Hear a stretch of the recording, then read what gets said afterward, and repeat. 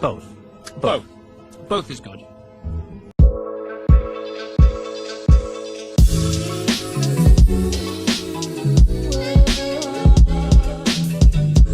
Hello, I'm Earl3, and in this video I'm going to be teaching you how to build in snowy or tundra biomes, because those are the most requested last video. And as always, I'll be time-lapsing through one of my own builds, Baritone, and going through the different parts. And today those different parts are prep and landscaping, structures, furniture and internals, and surroundings. So if you're ever lost, check out the description for the timestamps, and for other stuff like the world download and different social media. Speaking of which, a quick message just before we begin, so skip ahead 20 seconds if you want to get to the video. Did you know we had other social media?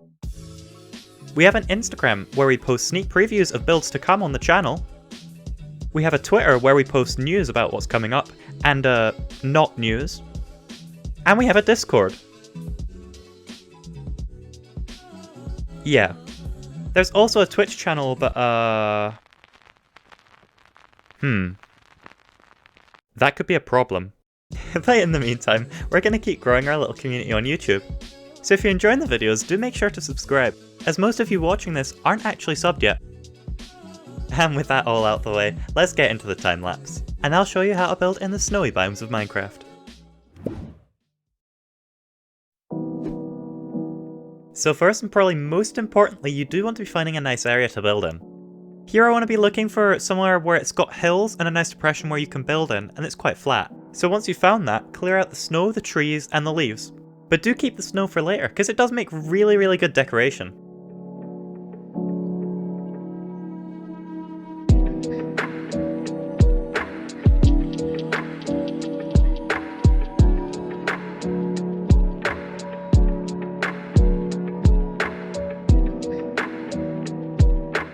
After that, use a shovel to start forming the curves of the land into neat circles, because that'll make it look nice and natural.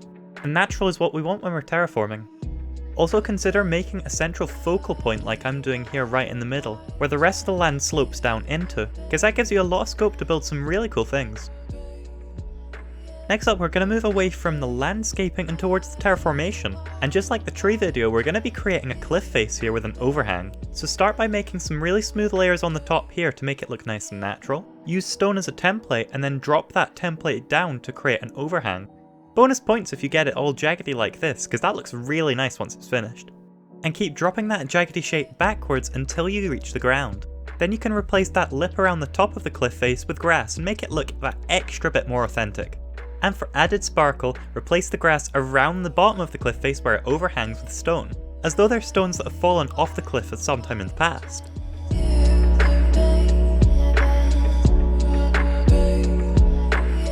Finally, we'll get to do some planning. I'll be using red concrete to mark out the houses and green to mark out the farms. But the only other detail I'm really going to be worrying about here is going to be the paths. And we'll get a nice bird's eye shot of those here.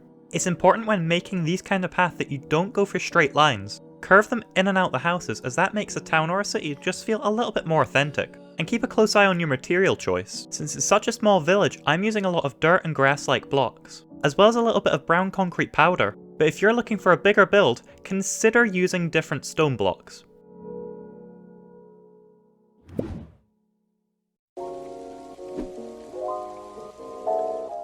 Onto the buildings themselves. Now we're going to be building in a Nordic or Gothic style, which means the buildings are going to be quite tall and wood-based. And as you just saw there, I'm using a wall space of 4 meters. So it gives us plenty of room for our decorations, just like bigger windows, or just a bigger wall space in general. So whatever you choose to do with it, you can feel comfortable knowing you've got plenty of space to do it.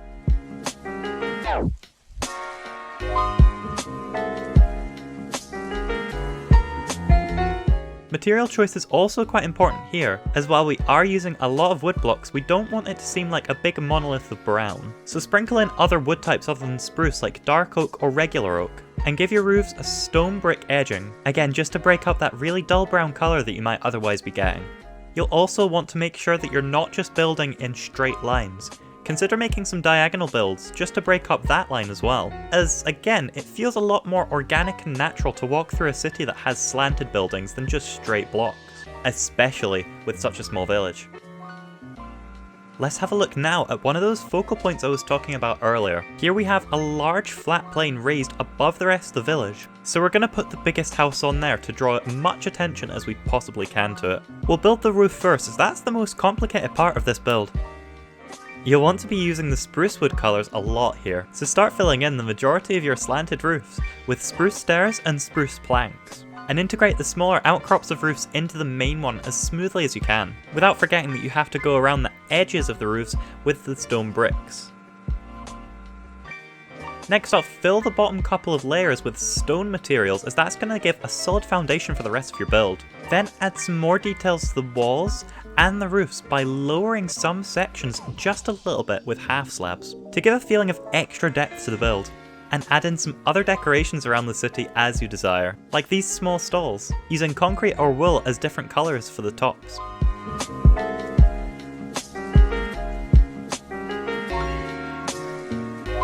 Once you're done, you can start making some raised farms by using those spruce logs to raise it up a little bit off the ground. Raise the land with the dirt you dug up from the landscaping section to make the land inside the farmland even, then feel free to till it and plant the seeds that you feel would fit. Here I've used pumpkin seeds and potatoes, because who doesn't love potatoes?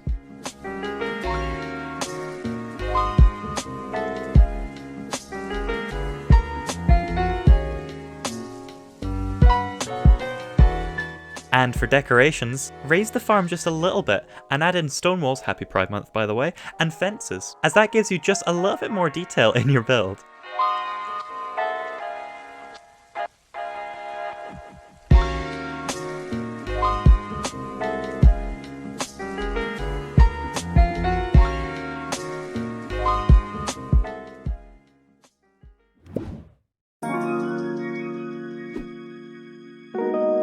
And now let's have a look at the bane of most builders' lives, the internals. You know, that part of the building you think you can leave empty and just sweep under the rug? We don't do that here.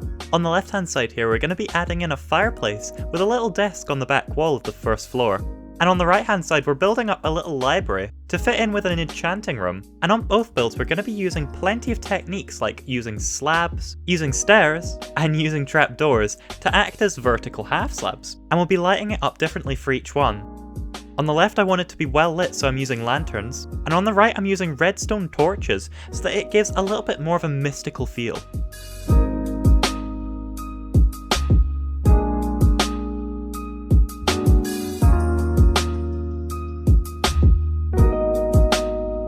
And coming up next we have on the left a residential house, and on the right our diagonal one, which we're going to be turning into a little cookhouse, with a chimney extending up and out through the roof of the building. And both builds are going to be using campfires here.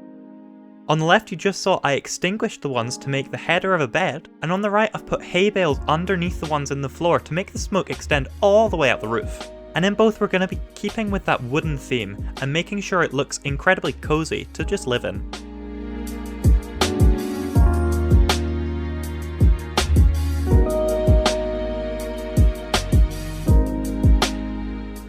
Up next, we'll have a look at a bar and see what we can do with that. Again, we're going to be using extinguished campfires to give just a little bit more detail for the builds, and putting them just on top of the bar counter there. We're also going to be using barrels with tripwire hooks on them, both upstairs and downstairs, because the tripwire hook looks a little bit like a tap, which just sells that feeling that this is a bar and it's going to be used as one.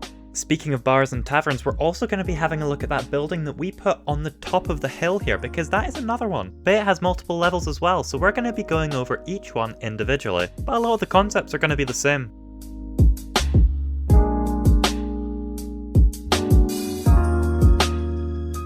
First off, use the campfires and extinguish them to give an interesting texture to the top of the bar, and complete the counter with slabs and logs. Then feel free to add in some unusual items like plant pots and turtle eggs, because these look like drinks, which you wouldn't otherwise be able to place in the game, as, well, they don't exist. Then finish off the look by adding in spruce trapdoors to the chairs, adding to our already extensive list of what you can actually use spruce trapdoors for. Next to the top floor of the build, add in some rooms where you had the jutting out roofs, with beds, chests and barrels, and light up the hallway to make it look welcoming and friendly, and give it as much or as little depth with trapdoors as you feel is necessary.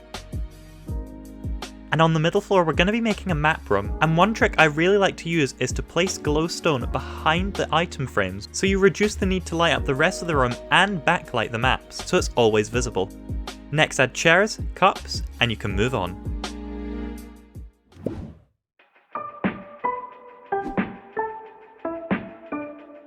Now we're moving on to the surroundings, and this is an incredibly important part of the build, as it largely determines how the rest of the build is gonna be seen. Right now it's a little bit flat, but by adding a few things like lights, scarecrows, or just other surroundings, you can make it look really, really nice. First off, we're going to snowproof this build by building these torch-like street lamps here, which are going to surround this crater that will later become a pond. Now remember, those torch-like streetlights aren't actually going to be the main source of light here. You will want to go around the paths of your build with smaller lights that actually do the job of lighting up the build. The ones we just built there are just for visual effect.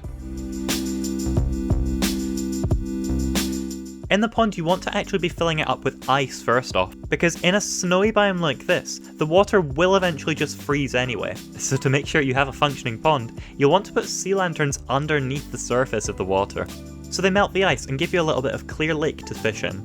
Also do make sure to decorate under the water, as that's just as important as the surroundings. Next up, give the cliff face just a little bit of attention here, with a few stone variant blocks like this, as that's going to help you give a little bit of depth to it and give it a kiss of life that it wouldn't have otherwise had before.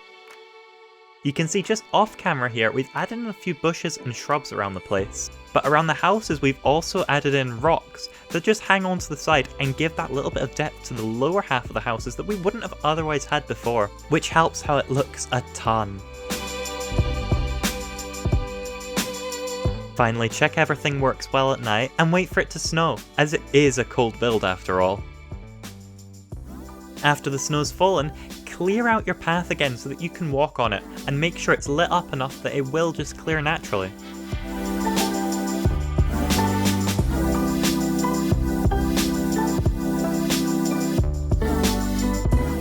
Then, as a finishing touch, consider adding some custom trees to the surroundings. Here I'm just going to be using pine-like trees, which go very, very tall and very, very sharp to a point. And with that, our build is finally done. So let's take a step back and see what we've done today.